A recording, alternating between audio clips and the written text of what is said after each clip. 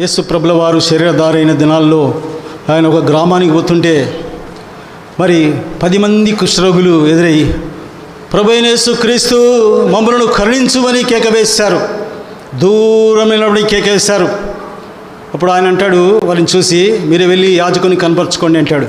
వారు తిరిగి వెళుతుండగా పోతూ వాళ్ళు స్వస్థపరచబడ్డారు. అందులో ఒకడు కృతజ్ఞత కలిగి చూసుకొని వెంటనే తిరిగి వచ్చి గొప్ప శబ్దంతో దేవుని మహింపరుస్తూ కృతజ్ఞతాస్తుతులు చెల్లిస్తూ ఆయనకు సాగిలపడెను.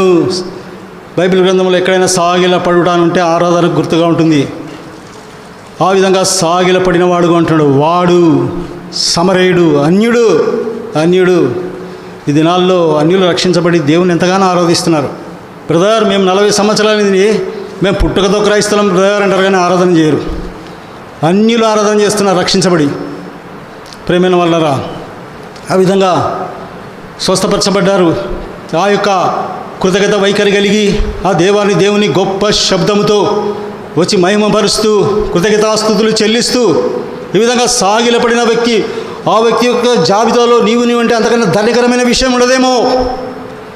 పొందిన మేలులు మర్చిపోయి కృతజ్ఞత వైఖరి లేకుండా తిరిగి వెళ్ళిన ఆ 9 జాబితాలో నేనుంటే అంతకన్నా దౌర్భాగ్యం ఉండదేమో.